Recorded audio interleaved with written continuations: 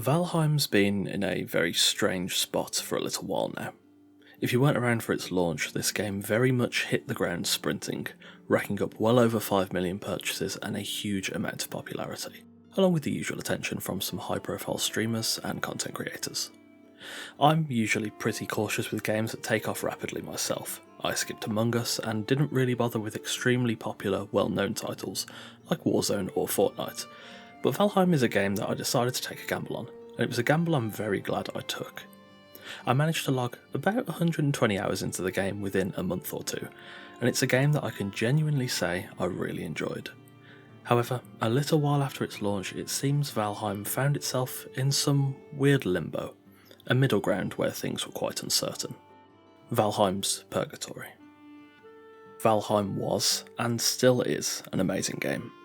It offers an experience that really has something for everyone. Building, survival, sailing, farming, boss fights, exploration and more, all packaged together in a retro-esque game with possibly one of the most relaxing and game-appropriate soundtracks I've ever heard, and reinforced by the ever-interesting backdrop of Norse mythology. Few things in Valheim are as satisfying as felling your first tree, building your first home, learning to fire a bow and setting sail on the open seas. I'm not saying it's the perfect game because it's not. There are some issues with some balancing choices and game mechanics, but overall it is a breath of fresh air, a product of simplicity in an often oversaturated mechanic-heavy genre. Valheim does have one major problem though, and that is a problem that has caused many a great game to be lost to time: updates.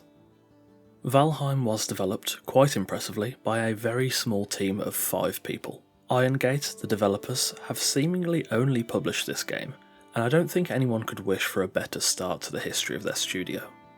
However, that small development team does seem to have been a little bit of a detriment. Valheim's release was about as good as you can get. People love the game, and Iron Gate were happy to put out their DLC roadmap and announce that Q1 of 2021 would be the date of their first expansion, Hearth Home. Whilst Valheim does have tons of content to offer within the game, the devs wanted their first DLC to add something to do back at home.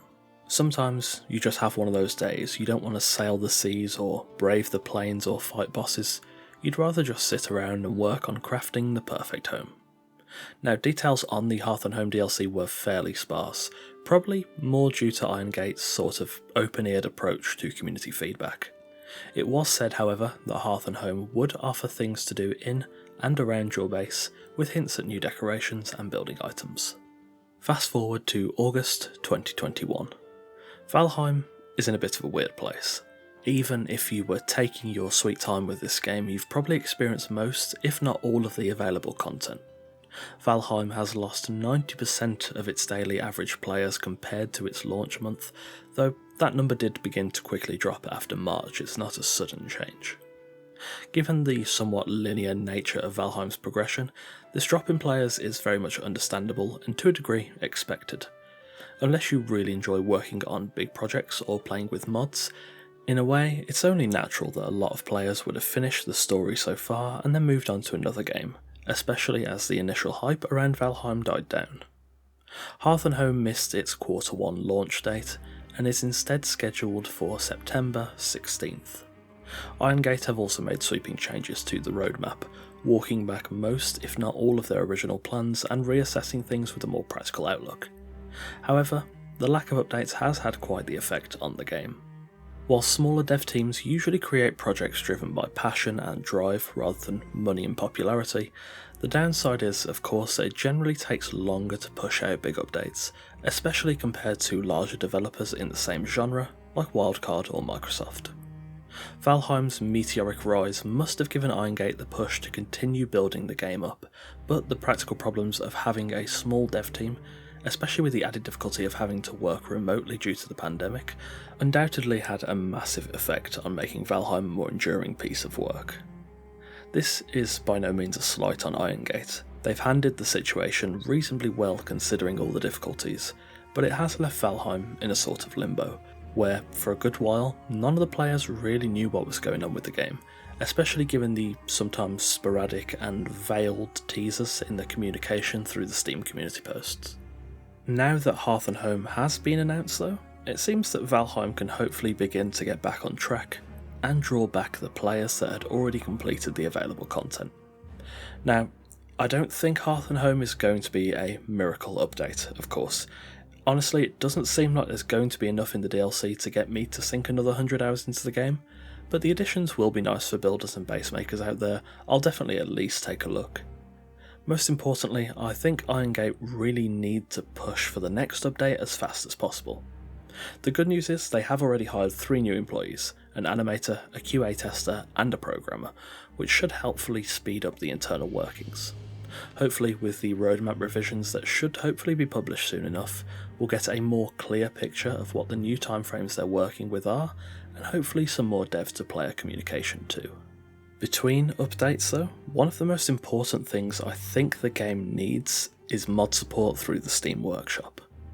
The game is already fairly mod friendly through Nexus mods, but for ease of use, in my opinion nothing really beats Steam Workshop.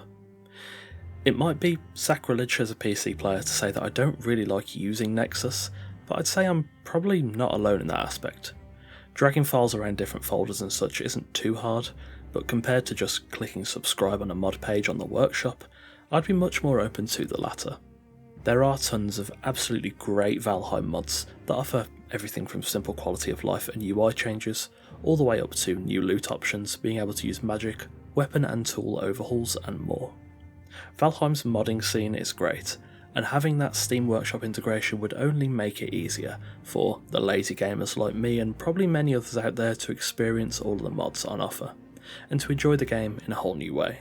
Mods always help with the lifespan and longevity of a game, hence why a game like Skyrim is still relevant, especially on PC almost 10 years after its release. In my view, integrating Steam Workshop support for Valheim would be nothing but a net positive, and it'd be a great way for people that aren't as technically minded or, as I said, they're just lazy like me, to actually experience the game in these different ways with these different mods. Valheim is undoubtedly one of the best survival games I've had the pleasure of playing, a game that, while simple at its core, offers plenty of nuance and content to enjoy. However, that content is limited, and with that drought of content hopefully coming to an end soon, it'd be great for Iron Gate to open up the possibilities for Valheim's future, and to see the game step out from its purgatory and to enter its own Valhalla.